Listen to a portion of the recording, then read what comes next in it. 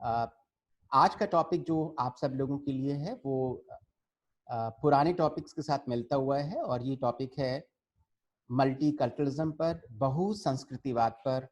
और टाइटल हमने रखा है exploring multiculturalism comparing India and Israel. तो इस टॉपिक पर हम लोग आज चर्चा करेंगे और जैसा होता है कि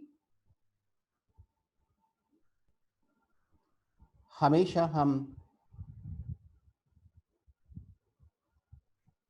अपनी शुरुआत एक कोटेशन से करते हैं और आज कोटेशन मैं शुरू कर रहा हूं, लेकिन उससे पहले मैंने आप लोगों को एक हिंट दे दिया है, पर शायद आप इसको बहुत अच्छे से पहचान पाएंगे। तो let me start with multiculturalism. मैं जानना चाहूँगा कि आप सब लोगों ने बहुसंस्कृतिवाद के बारे में पढ़ा है, सब आप जानते हैं बहुसंस्कृतिवाद क्या है, मल्टीकल्चरलिज्म क्या है। यस, सहजादी, मधु, आंचल, विकास, दृष्टि, we all know multiculturalism. Okay, so let me just start with one definition of multiculturalism. और मल्टीकल्चरलिज्म के लिए कहा गया है कि मल्टीकल्चरलिज्म एक प्रकार का 2020 विन गेम है। इस गेम में जो स्लो मूवर है वो विनर हो जाता है और जो फास्ट गोअर है वो लूजर हो सकता है। सो ये कोटेशन मल्टीकल्चरलिज्म के कॉन्टेक्स्ट में एक युवा समाजशास्त्री ने दी है और इसकी पिक्चर आपके पास लेफ्ट हैंड साइड में दिख रही है। ये तेल अवीव यूनिवर्सिटी इजराइल के सोशल साइंटिस्ट हैं। इनका नाम है लीनस एरादियोक। तो इस डेफिनेशन की अगर हिंदी आप को कन्वर्ट करनी है तो मुझे लगता है कि मैं बता सकता हूँ कि बहुसंस्कृतिवाद एक प्रकार से 20-20 विजयी विजयी खेल के समान है, जिसमें सबसे निम्न स्तर पर चलने वाला व्यक्ति भी विजेता हो सकता है और सबसे तीव्र गति से खेलने वाला व्यक्ति इसमें हारा हुआ हो सकता है। तो ये मुझे उम्मीद है कि आप लोगों ने इस डेफिनेशन को लिख लिया होगा। ये डेफिनेशन दी है तेल अवीव यूनिवर्सिटी इजराइल की एक नई युवा शास्त्री जिनका नाम है लीनस एरादोक। तो मैं अब आगे चलता हूँ ताकि मैं इस first part of the presentation में मैं आप लोगों के साथ मल्टीकल्चरलिज्म के इश्यूज को डिस्कस करूँ और उसके बाद आपके जो क्वेश्चंस होंगे उन क्वेश्चंस को मैं आप लोगों के साथ लेता हूँ। तो let me just proceed further and here lies how we understand multiculturalism.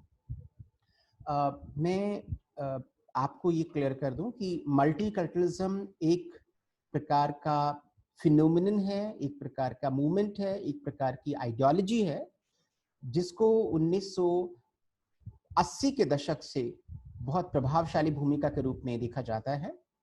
There are number of scholars who are associated with multiculturalism. The most important scholar of multiculturalism we all know is Will Kymlicka. I can just write down the name Will Kymlicka. Will Kymlicka is okay.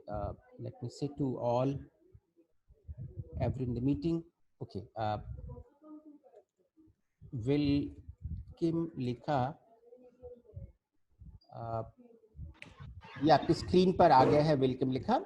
So the first person who's actually brought about a deeper understanding of multiculturalism, बहुसंस्कृतिवाद, is Will Kymlicka. There are many other scholars called Lord Bhikhu Bhai Parekh.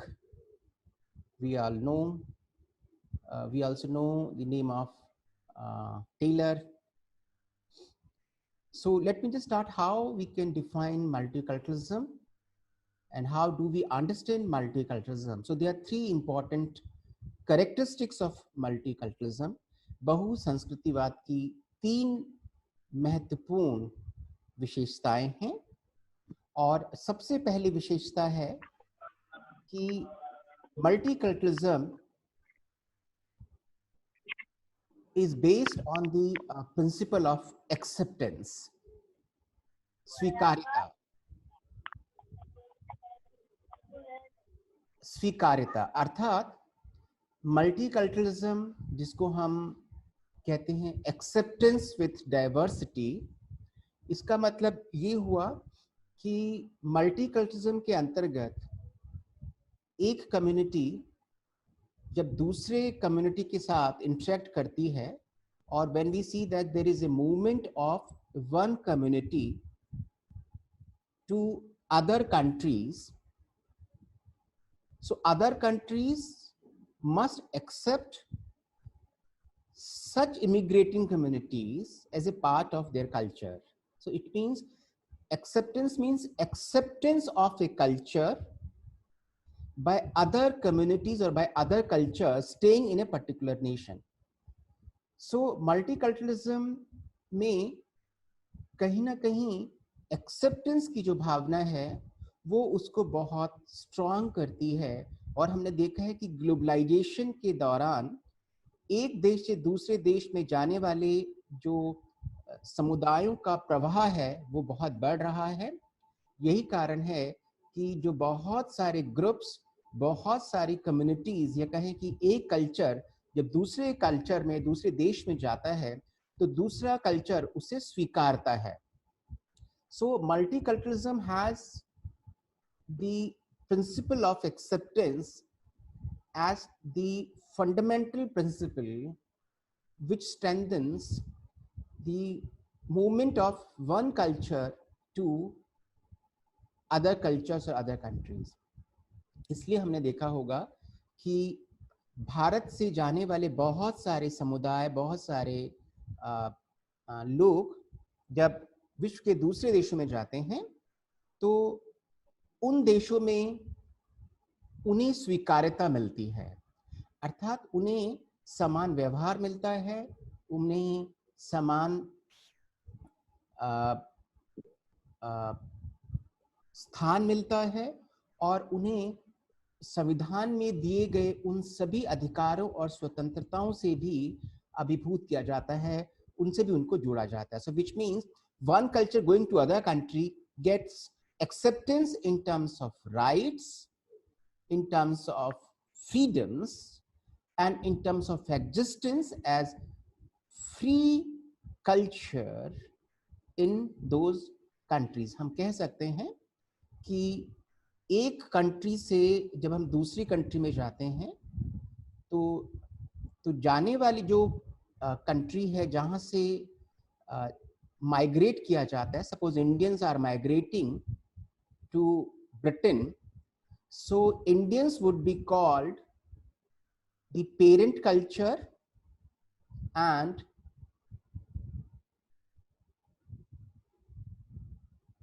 the British culture would be called the host culture. तो नहीं है? क्या बोल रहे हैं आप मुझे? तो irrelevant तो नहीं है? ये कौन बोल रहे हैं आप?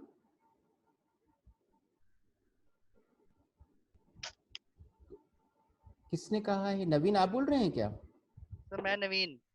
हाँ, तो नवीन आपको क्या लग रहा है इसमें, क्या इरेलीवेंट है? आप मत लिखिए नवीन,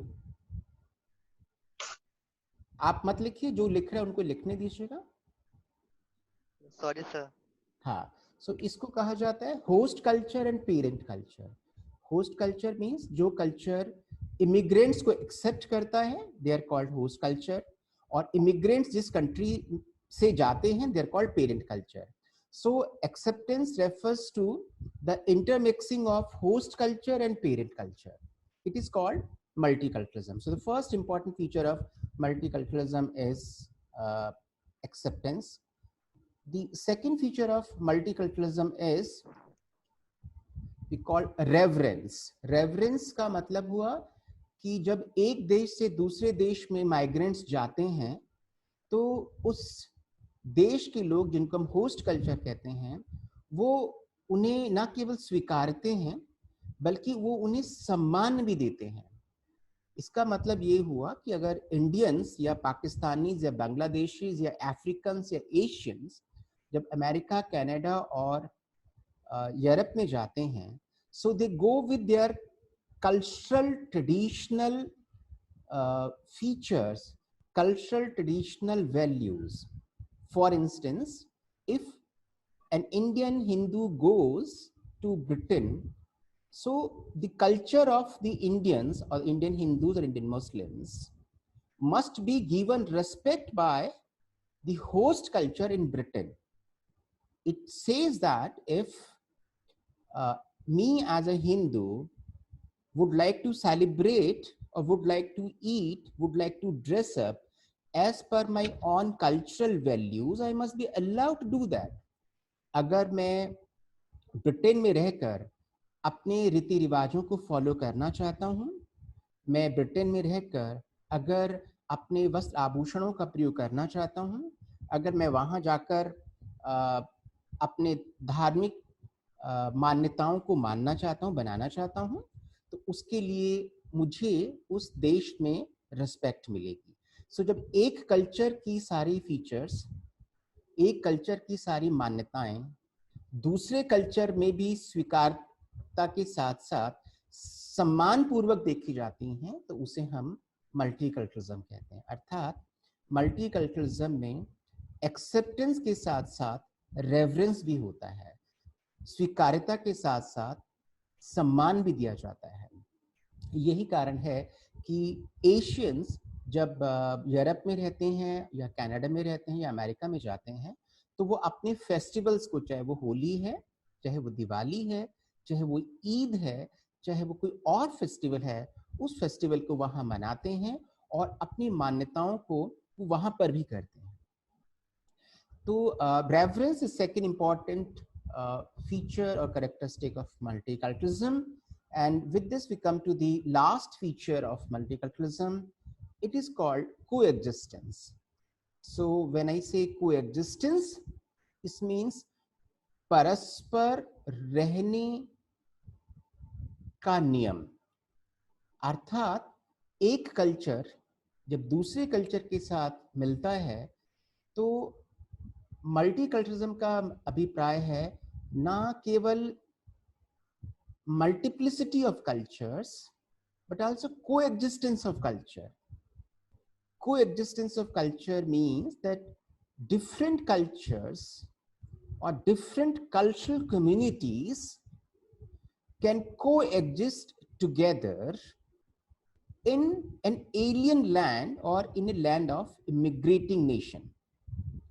So we can see Americans and Britishers are coexisting together in America. Indians and Britons are staying in Britain. We can see how a number of Indian citizens have now been the citizens of Britain. They are not called Britons, Britain Indians or Indian Britons. We can see how American Indians or Indian Americans are staying in America. We see how Indian Canadians and Canadian Indians are staying in Canada. So we see that there is a coexistence of different cultures in an era of multiculturalism. So multiculturalism, broadly speaking, is based on the principles of acceptance, principle of reverence, and principle of coexistence. अगर यहाँ तक मैं अपनी बात ठीक से कह पाया हूँ और नवीन जी अगर मैं अपनी बात ठीक से आपको समझा पाया हूँ तो मैं आगे चलूँ, या अभी भी आपको कुछ संदेह है कि मैं ठीक से नहीं पढ़ा पा रहा हूँ?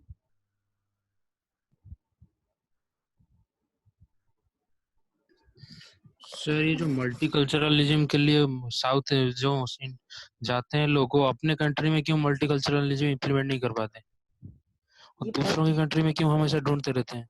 ये प्रश्न थोड़ा बाद में ले लें, अभी तो आप देखिए कॉन्सेप्ट क्या है, फिर किसने इम्प्लीमेंट नहीं किया है, किसने किया, इसको हम बाद में देखेंगे। यहाँ तक मैं अपनी बात सर को एग्जिस्टेंस वाला पॉइंट समझ नहीं आया थोड़ा क्लियरली। मधु, कोएग्जिस्टेंस थर्ड पॉइंट। कोएग्जिस्टेंस का मतलब ये हुआ कि डिफरेंट कल्चर्स एक देश में कोएग्जिस्ट कर सकते हैं, साथ साथ रह सकते हैं। इसी को हम कहते हैं unity in diversity and diversity in unity. Okay sir. विविधता में एकता और एकता में ही विविधता है। तो मैं सहजादी यहां तक अपनी बात ठीक से कह पाया हूं? सहजादी, मैं आगे चलूं? मैं बहुत स्लो तो नहीं हूं? ओके,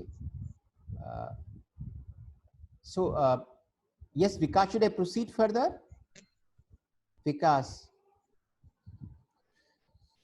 विकास मैं आगे चलूं? हाँ सर आगे। यहां तक मैं अपनी बात ठीक से कह पाया हूं? ओके, नवीन जी, नवीन जी मैं अपनी बात ठीक से कह पाया हूं? आपने लिख लिया है, नहीं लिखा है नवीन जी? सर लिख रहे हैं। मतलब अभी मैं आगे चलूं या आपके लिखने का इंतजार करूं? नो सर लिख रहे हैं। मतलब लिख चुके हैं, आगे चले हम आगे? जी sir. Okay, so let me just come to another point. It's how now India and Israel are moving towards multiculturalism. Can we say India as a multicultural nation, or can we call Israel as a multicultural nation? क्या हम भारत को और Israel को एक बहुसांस्कृतिक राष्ट्र कह सकते हैं या नहीं कह सकते हैं? So let me say there are three important points जो हमें इजराइल और इंडिया के मल्टीकल्चरल ओरिएंटेशन को एग्जामिन करने में मदद करेंगे. So the first important point of exploring multiculturalism is called Zionism and प्लूरिकल्चरलिज्म. मैं एक नया शब्द आप लोगों के लिए कर रहा हूं, सियोनवाद. ज़ायोनिज्म मीन्स सियोनवाद, और प्लूरिकल्चरलिज्म का एक नया कॉन्सेप्ट मैं आप लोगों के साथ साझा कर रहा हूं. इसका अभिप्राय है बहुसंस्कृतिवाद, प्लूरिकल्चरलिज्म. हमें से किसी स्टूडेंट का माइक फिर ऑन हो गया है, प्लीज म्यूट कर लीजिएगा. Second point is immigration versus migration. इसकी हिंदी हुई मुझे लगता है आप्रवासन बनाम प्रवासन. माइग्रेशन को वो हम कहते हैं प्रवासन और इमिग्रेशन को शायद हम कहते हैं आप्रवासन. And the third point is religiosity versus constitutionality. धार्मिकता बनाम संवैधानिकता. तो ये 3 पॉइंट्स हैं. मैं इन 3 पॉइंट्स को बहुत ब्रीफली आप लोगों के साथ डिस्कस करूंगा, और अभी 8.5 मिनट बचे हैं, तो अगर आप मुझे अनुमति दें तो मैं बहुत ब्रीफली इन तीनों पॉइंट्स को लिखूं. अगर आप लोगों ने लिख लिया है तो मैं आगे चलने का प्रयास करूं. Sir sir sir sir Kailash please बताएं. Sir yes sir. सर आपने वो कोटेशन दिया था ना, वो पिंचिंग पॉइंट है कि हमें लग रहा है आप प्रैंक कर रहे हैं. और अभी आपने टूवर्ड मल्टीकल्चरलिज्म बोला है, उसमें कोई रेलेवेंस ही नहीं दिख रही है. इसमें कहीं कुछ कनेक्ट नहीं हो पा रहा है तो यस आप, सर. कोई बात नहीं, आप लिखो नहीं, आप मत लिखो, बाकी लोगों को लिखने दो, जिसको समझ में आ रहा है उनको लिखने दो. आप ऐसे देखते रहो, और अगर आपको लगता है कि हम ठीक से कह पाएंगे तो बाद में आप इसको लिख लीजिएगा. ये तो वैसे भी स्लाइड आ जाएगी, आपको अपलोड कर देंगे हम. Okay sir. चले आगे. Yes sir. अच्छा, तो let me see how we proceed further. Let me just go back to the first point, which says can we call India and Israel as multicultural nations? So let's focus on the first important part of exploring multiculturalism from Israeli and Indian perspectives. The first point is Zionism versus pluriculturalism. So we as all know, Zionism is a movement in Israel which gives recognition to Judaism as their religion and as a way of life, and transforms Judaism as a part of their culture in post-independence state. ये हमने अपनी class में कई बार discuss किया है कि Judaism एक religion है और जायोनिज्म एक मूवमेंट है। जायोनिज्म एक वो आंदोलन है जो इजरायली राज्य के गठन में महत्वपूर्ण भूमिका निभाता है।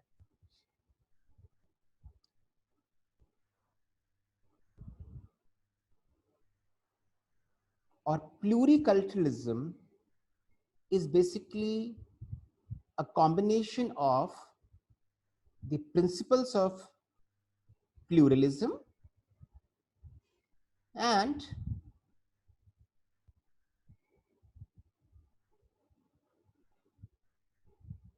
multiplicity of cultures.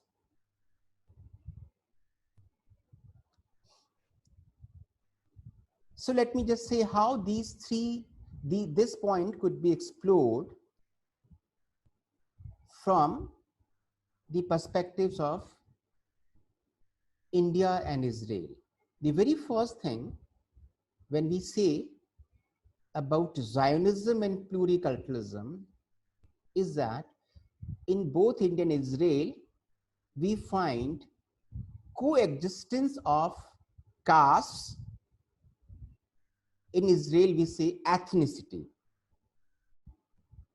भारत में भिन्न भिन्न सामाजिक समूहों के रूप में हम आज जातियों को वास्तविकताओं के रूप में देखते हैं. So we can explore castes within Islam, within Hinduism, within Buddhism, within Sikhism as well. So similarly, we can also see the ethnicity among the within the Jews in terms of Ashkenazis and the Mizrahis.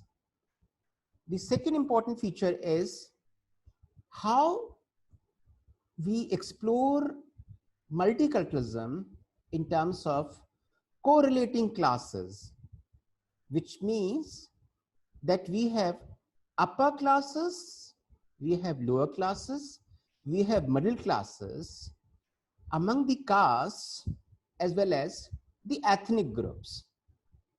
So we cannot say that within the lower caste we cannot have upper classes, or in the upper caste we cannot have the lower classes. हम निम्न जातियों में भी उच्च वर्ग देख सकते हैं और उच्च वर्गों में भी हम निम्न जातियां देख सकते हैं. अर्थात ब्राह्मण एक अपर कास्ट है, वो निर्धन वर्ग में भी आ सकती है, और जो निम्न जातियां हैं जिनको हम बैकवर्ड कास्ट कहते हैं उनमें भी हमें उच्च वर्ग मिल सकते हैं. यही कारण है कि भारत में भी हमने EWS कोटा देखा है जो वास्तव में उन पुअर क्लासेस के लिए है जो डिफरेंट कास्ट में एग्जिस्ट करते हैं. So we can find out within the Ashkenazi Jews we have lower classes, within the Sephardi Jews we may have upper classes, and based on this we come to the third important feature of Zionism and pluriculturalism, and it is how that we find in exploring multiculturalism that communities keep on confronting with each other. So based on this we see that how there is a confrontation between two major communities in India. It's Hindus vis-a-vis Muslims. Similarly, we can see that this kind of confrontation does exist in Israel between the Arabs on the one hand and Jews on the other. But I would still say this confrontation can also be seen in terms of conciliation of the communities, that how Arabs and Jews are coming closer and how Hindus and Muslims are coming closer. That tests actually the strength of multiculturalism. यहाँ तक अगर मैं अपनी बात ठीक से कह पाया हूं तो मैं आगे चलूं। कलश, अगर आपको अभी तक लग रहा है कि मैंने ठीक से अपनी बात को नहीं रखा है और आपने इन पॉइंट्स को जॉट डाउन नहीं किया है, तो मैं रुकूं या आगे चलूं? यस यस सर, कर लिया है। ओके सर, कर लिया। Sir confronting communities, sir communities का मतलब ये होगा जब मल्टीकल्चरलिज्म के लिए आवश्यक है कि जहां दो मुख्य धार्मिक समुदाय हैं, क्या वो आपस में एक दूसरे के साथ सहयोग कर रहे हैं, समन्वय कर रहे हैं, या एक दूसरे के साथ संघर्ष कर रहे हैं? तो broadly speaking, we find that Arabs and Jews in Israel and Hindus and Muslims in India initially, and Hindus and Sikhs primarily initially, we have also seen Hindus and Christians in some of these states, that they were posed as two opposite communities, not conciliating but confronting. तो Zionism और प्लूरिकल्चरिज्म के context में जब हम लोग देखते हैं तो हमें देखने का है कि क्या हम लोग क्या ये समुदाय एक दूसरे के समन्वय कर रहे हैं या संघर्ष कर रहे हैं। मैं यहाँ पर अभी इसको विराम दे रहा हूँ क्योंकि समय हो गया है, और मैं आपसे फिर 10 मिनट के बाद वापस आता हूँ अपनी सेकंड स्लाइड्स के लिए। और मैं उम्मीद करता हूँ कि अब तक आप सब लोगों ने जो कहा है वो लिख लिया होगा, तो आप अपना एक बार इम्प्रेशन दे दीजिएगा, थंब इम्प्रेशन, कि मैं जो कर पा रहा हूँ, कह पा रहा हूँ, आपके साथ साझा कर पा रहा हूँ वो ठीक है नहीं है। कलश, नवीन, आप दोनों ने सबसे पहले क्वेश्चंस मेरे को किया है। ओके, तो मैं यहाँ विराम दे रहा हूँ और 10 मिनट के बाद वापस मैं आप लोगों के पास मिलने के लिए आता हूँ। एक बार फिर बहुत बहुत धन्यवाद, बहुत बहुत नमस्कार। Yes, so welcome back friends. Let me now come to the second important indicator or indication or important pillar or parameter which can examine multicultural orientation of the Israeli society and the Indian society. The Israeli society we call the Zionist society, and the Indian society we may call the pluricultural society. तो ये हमारा second important indicator है जो Israel के सियोनवादी समाज और भारत के बहुसांस्कृतिक समाज की बहुसांस्कृतिक राष्ट्र के रूप में समीक्षा करने का एक प्रयास करती है। इसके हम 3 इंपॉर्टेंट कैरेक्टरिस्टिक्स को आउटलाइन कर सकते हैं। The very first characteristic which defines or characterizes or which examines the migration versus immigration debate in the two nations is called home versus house discourse। कि मैंने बहुत सोच समझकर ये कॉन्सेप्ट आप लोगों के साथ रखा है, और इसको जब हम लोग एग्जामिन करते हैं तो इसको हम माइग्रेशन और इमिग्रेशन के कॉन्टेक्स्ट में देख सकते हैं। मैं स्टूडेंट्स को ये एक अंतर स्पष्ट कर दूं कि माइग्रेशन, जिसको हम हिंदी में प्रवासन कहते हैं, ये वास्तव में एक स्थान से दूसरे स्थान पर व्यक्तियों के प्रवाह की प्रकृति और प्रवृत्ति को संबोधित करता है। It refers to a movement of people from one place to another place. This movement of people could be internal and it could be external. So we can see how people may migrate from village to city, from city to the metropolitan city, from metropolitan city to the national cities, and from nation to the world. Similarly, we find another important contrasting concept is immigration, aprawasan. Immigration is basically refers to coming of the people to a nation legally for the purpose of settling there permanently. अप्रवासन वह प्रक्रिया है जिसमें लोग या समुदाय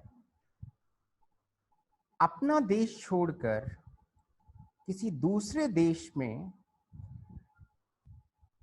कानूनी तौर पर स्थायी निवासन के लिए प्रवाह करते हैं। माइग्रेशन इमिग्रेशन के इस कॉन्टेक्स्ट को हम लोग होम और हाउस के कॉन्टेक्स्ट में डिफाइन कर सकते हैं, और इसी को ही हमने जब हम डिस्कस करते हैं तो इसको हम इजराइल में कहते हैं आलिया, और भारत में हम उसको घर वापसी के संदर्भ में अक्सर देखते हैं। तो होम और हाउस का ये जो डिस्कोर्स है ये वास्तव में आलिया और घर वापसी के डिस्कोर्स को संबोधित करता है। आलिया वास्तव में इजरायली परंपरा का एक महत्वपूर्ण हिस्सा है, और हमने अपनी पुरानी क्लास में भी डिस्कस किया था कि कैसे भिन्न भिन्न चरणों में इजराइल वास्तव में अप्रवासीय समुदायों के द्वारा, अप्रवासीय यहूदियों के द्वारा एक गठित राष्ट्र है। उसी प्रकार से भारत भी एक ऐसा राष्ट्र है जिसमें अपने लोग प्रारंभ से किसी न किसी रूप में रह रहे थे। So India has been a host nation to its communities, to its nationalities, to its cultures, right from the beginning. In case of Israel, Israel has been a nation of immigrants, a nation of Jewish immigrants. So the concept of Aliyah and Ghar Wapsi would again be linked to we call the law of return as well as act of return. हमने इस concept को अपनी पुरानी class में discuss किया था कि कैसे इजराइल में लॉ ऑफ रिटर्न उन यहूदियों के लिए है, उन जूस के लिए है जो विश्व के किसी भी भाग में रहें, वो वापस अपने देश इजराइल में आ सकते हैं, और ना केवल उनको एक्सेप्टेंस मिलेगा, उनको वही रेवरेंस और वही कोएग्जिस्टेंस भी मिलेगा। सिमिलरली जब हम भारत के कॉन्टेक्स्ट में इसको देखते हैं तो भारत में कैसे 1955 में एक नागरिकता अधिनियम को बनाया, और बाद में नागरिकता अधिनियम को भिन्न भिन्न चरणों के माध्यम से उसको संशोधित करते चले गए, और जो एक बहुत महत्वपूर्ण अधिनियम 2019 में आया है जो विवादास्पद भी रहा और विवादों के कटघरे में भी लाया गया, वो वास्तव में CCA है, वो सिटीजनशिप CAA है, सिटीजनशिप अमेंडमेंट एक्ट, जिसको हम एक्ट ऑफ रिटर्न भी कहते हैं। हमने अपनी पुरानी क्लास में इसको डिस्कस किया था कि लॉ ऑफ रिटर्न केवल जूस के लिए एप्लीकेबल है, जबकि एक्ट ऑफ रिटर्न वो किसी एक संप्रदाय के लिए नहीं है, ये बहुत सारे संप्रदाय के लिए है। Law of return prosperous juice के लिए भी है और नॉन प्रॉस्परस जूस के लिए भी है, अर्थात जो संबद्ध यहूदी हैं, जो संपन्न यहूदी हैं उनके लिए भी है, और जो संबद्ध या संपन्न यहूदी नहीं है उनके लिए भी है। जबकि एक्ट ऑफ रिटर्न उन लोगों के लिए है, उन समुदायों के लिए है जो प्रताड़ित हैं, जो शोषित हैं, और कहीं ना कहीं मुख्य धारा से वो प्रवासित हैं, बाहर हैं। तीसरा हमने एक डिफरेंस किया था कि लॉ ऑफ रिटर्न केवल जूस के लिए ही एप्लीकेबल है, वो चाहे विश्व के किसी भी देश में क्यों ना रह रहे हों, जबकि एक्ट ऑफ रिटर्न केवल उन अल्पसंख्यक समुदायों के लिए है जो जो भारत से जुड़े 3 राष्ट्रों के सदस्य होते हैं, पाकिस्तान, अफगानिस्तान और बांग्लादेश। और आखिर में हमने कहा था कि लॉ ऑफ रिटर्न केवल सिफारडी जूस के लिए है या फिर अश्कनाजी जूस के लिए या फिर जूस के अन्य वर्गों के लिए है, ये अरब्स के लिए नहीं है। सिमिलरली एक्ट ऑफ रिटर्न भी उन 6 अल्पसंख्यक प्रताड़ित शोषित समुदाय के लिए है, अल्पसंख्यक वर्गों के लिए है, जिसमें हिंदूज हैं, जिसमें बुद्धिस्ट हैं, जिसमें सिख्स हैं, जिसमें क्रिश्चियंस हैं, जिसमें जैन्स हैं और जिसमें पारसीज हैं। तो इन देशों पर कह सकते हैं कि भारत और इजराइल माइग्रेशन और इमिग्रेशन के कॉन्टेक्स्ट में मल्टीकल्चरलिज्म की ओर अग्रसर हो रहे हैं। और अगला जो बिंदु है जो हम माइग्रेशन और इमिग्रेशन के कॉन्टेक्स्ट में देखते हैं, इसको हम इनसाइडर्स और आउटसाइडर्स, ये एक बहुत बड़ी डिबेट थी जिसको रॉबर्ट मर्टन ने अपने वर्क में लिखा था। मैं इसको लिख देता हूँ, कि ये let me see if I can just write down. Yes, Robert Merton का discourse, it is called insider versus outsider duality. Insider कौन है, आउटसाइडर कौन है, इस विरोधाभास को, इस विमर्श को रॉबर्ट मर्टन ने अपने लेख में अंकित किया। और यही लेख वास्तव में हमें भारत और इजराइल के संबंध में भी दिखाया जा सकता है, जब हम कहते हैं कि इमिग्रेंट्स कौन है और इमिग्रेंट्स में और इन्फिल्ट्रेटर्स में क्या अंतर हो सकता है।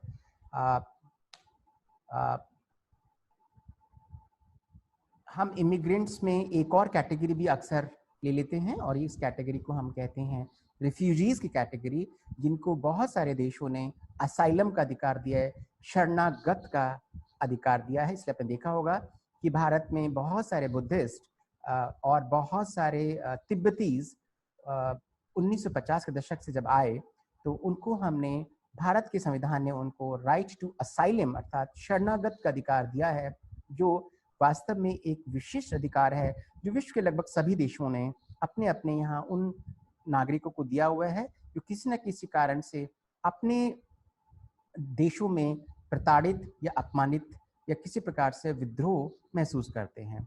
तो माइग्रेशन और इमिग्रेशन किसी भी राष्ट्र की स्ट्रेंथ भी हो सकती हैं और किसी भी राष्ट्र की थ्रेट भी हो सकती हैं। इसको हमने डिस्कस किया था कि कैसे भारत में और इजराइल में माइग्रेंट्स जो हैं, जो इंटरनल माइग्रेंट्स हैं, इमिग्रेंट्स जो इंटरनल इमिग्रेंट्स हैं, वो कैसे नेशन बिल्डिंग का महत्वपूर्ण पार्ट रहे, और जो इलीगल माइग्रेंट्स हैं और इलीगल इमिग्रेंट्स हैं वो कैसे नेशन बिल्डिंग की एक बहुत बड़ी थ्रेट के रूप में हमारे सामने आए। तो इस बिंदु पर भी हम देख सकते हैं कि क्या हमारे नियम वास्तव में माइग्रेशन और इमिग्रेशन के आधार पर भारत और इजराइल को मल्टीकल्चरल नेशंस के रूप में संबोधित कर सकते हैं, नहीं कर सकते हैं। अब हम चलते हैं कि जो तीसरा सबसे इम्पोर्टेंट बिंदु है, इंडिकेटर है, जो कहीं ना कहीं मल्टीकल्चरलिज्म को एक्सेप्ट और रेस्पेक्ट और कोएग्जिस्ट के संदर्भ में आंका जा सकता है। We use the word religiosity versus constitutionality, अर्थात धार्मिकता बनाम संवैधानिकता। इस आधार पर हम आज इजराइल और भारत के समाज के बदलते हुए परिवेश का परीक्षण करने का प्रयास करेंगे।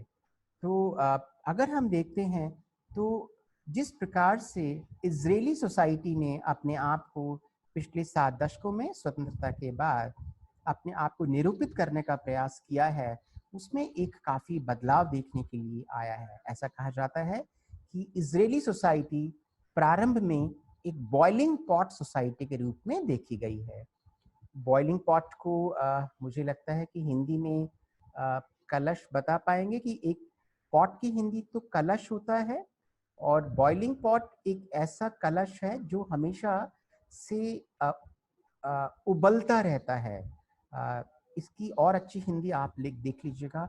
इजराइल को इजरायली समाज को ऐसा माना जाता है कि वह एक रिलीजियस सोसाइटी रही है और इसलिए उसको ज़ायोनिस्ट सोसाइटी भी कहा गया है।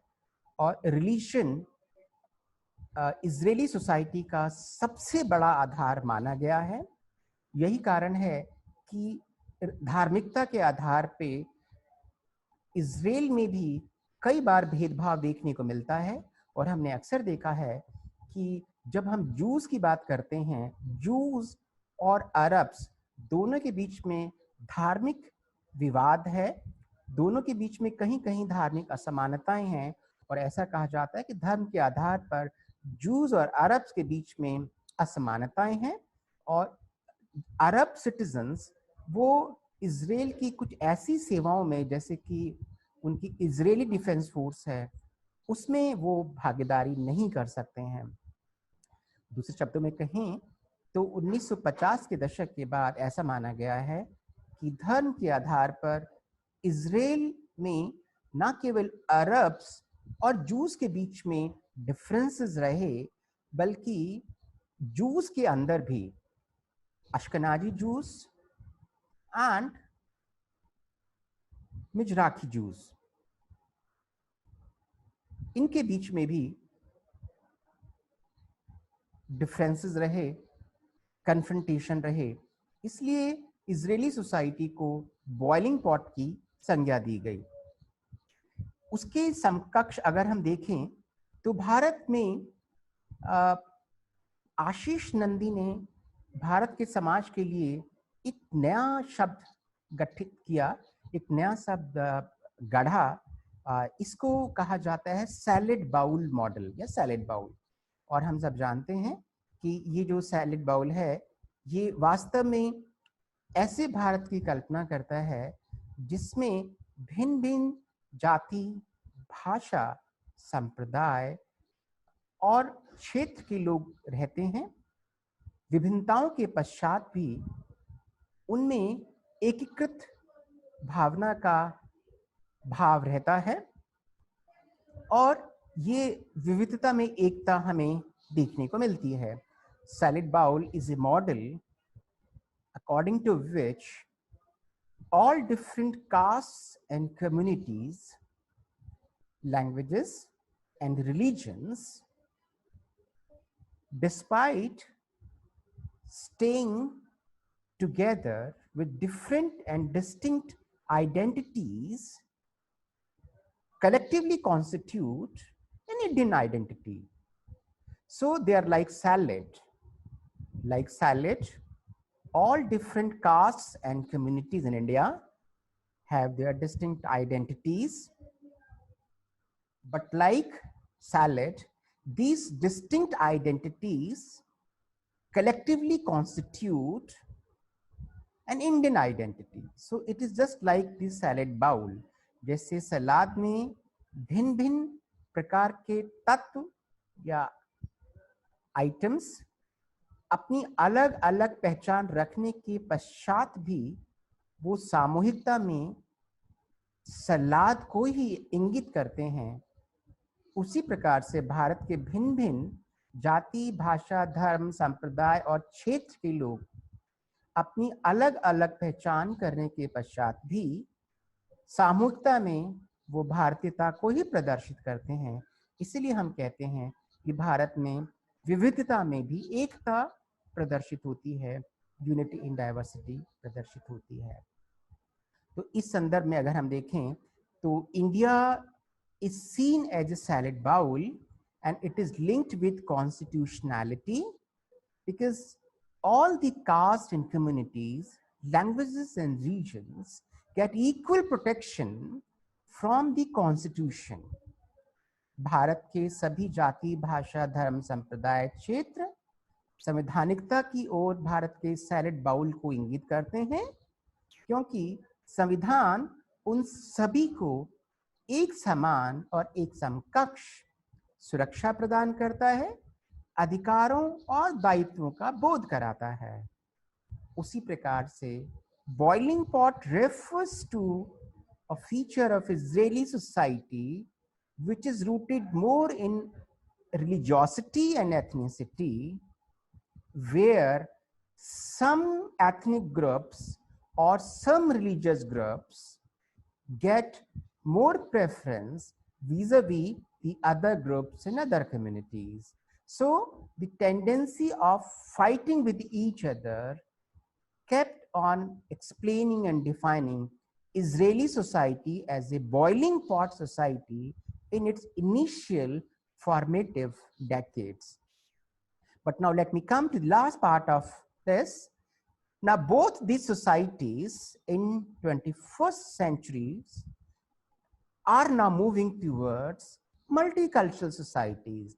So they are now moving towards a new concept which may be called the multicultural pot. When we say the multicultural pot, it means that the Israeli and Indian societies, the Jewish, the Zionist Society of Israel, the pluricultural salad bowl society of India are still struggling to give its citizens, to give its cultural communities, to give its caste and all other groups three important features with which we begin. A, the acceptance, religious and constitutional, legal and constitutional. B, reverence, which means the cultural traditions, traits and characteristics of each cultural group must be given equal respect by the state, by the people. And C, the coexistence, that cultural groups in communities, whether they are in India or in Israel, they must get the right to coexist with each other in terms of acceptance and reverence. When I say the time has come that both India and Israel are moving towards conciliation, not confrontation, because now they focus on the coexistence of all different groups in communities or cultures and nationalities. So the actual reflection of multiculturalism could be seen in the context of the two nations. So we can say that 21st century India and Israel are now moving towards the multicultural pots. With this, I once again extend my thanks to all of you. और मैं यहाँ अपना lecture विराम देता हूँ। 4.25 minute हो गए हैं। आप में से किसी को कुछ प्रश्न पूछना है, और अगर आप सब लोगों ने सब कुछ लिख लिया है तो मैं कहूँ कि अब तक जो लिखा है आपने सब बहुत अच्छा लिखा है, काटने की जरूरत नहीं है, तो आपको बहुत खुशी होगी। कलश, नवीन, यस कलश, केवल 3 मिनट बचे हैं, प्लीज जल्दी हरी अप। Yes sir. ठीक है, यहाँ तक सर मेरा क्वेश्चन है। हाँ हाँ प्लीज बताएं। सर मेरा क्वेश्चन ये है सर, जो कंट्रीज खुद को सर जो कंट्रीज खुद को ऑफिशियली यूनिकल्चरल डिक्लेयर करते हैं, उनको वेस्टर्न जो मॉडर्न जो यूरोपियन और अमेरिकन कंट्रीज है, वहाँ उनको मल्टीकल्चरलिज्म ढूंढने की जरूरत क्या है? पहले अपने कंट्रीज में मल्टीकल्चरलिज्म इंप्लीमेंट करिए, फिर बाद में दूसरों को बोलिए। पेशवा बिल्कुल ठीक कह रहे हैं और ऐसा ही होना भी चाहिए, लेकिन हम सबको ठीक नहीं कर सकते हैं, हम स्वयं को ठीक करेक्ट कर सकते हैं। तो हमें स्वयं को करेक्ट करना चाहिए और हमें देखना चाहिए कि हम दोनों की, हमारी कंट्रीज की बड़ी अच्छी अच्छी विशेषताएं हैं और हमें उसके अनुसार ही काम करते रहना चाहिए। तो sir countries are now moving, advantage तो ले जाते हैं। कोई बात नहीं, लेकिन हमारी अपनी परंपराएं हैं और अपनी परंपरा में कहीं ना कहीं हमें ये देखना है कि जो कल्चरल ग्रुप्स भारत में आते हैं, इजराइल में जाते हैं, वो नेशन बिल्डिंग में कितना कंट्रीब्यूट करते हैं और नेशन बिल्डिंग में थ्रेट में कितना वो कंट्रीब्यूट कर पाते हैं। तो we have to prevent their efforts towards obstacles in nation building, और हमें देखना है कि उनका कैसा सहयोग नेशन बिल्डिंग में हो सकता है। सर हाउस वर्सेस होम का मुझे डिबेट नहीं समझ में। हाउस वर्सेस जैसे इजराइल में वो बोलते हैं आलिया रेफर्स टू यीशु। मैंने आपको कहा था कि how that notion is called, वो कहते हैं कि एक सेकेंड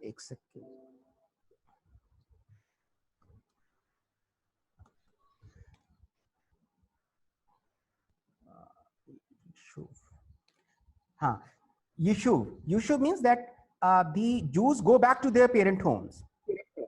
हाँ, और भारत में जब हम देखते हैं कि कैसे कन्वर्जन और रिकन्वर्जन के बाद घर वापसी का नोशन आता है, आफ्टर, क्योंकि कन्वर्जन एक बहुत बड़ी डिबेट रही है, उस कॉन्टेक्स्ट में हम इसको देखते हैं, हाउस एंड होम। तो ये बेसिकली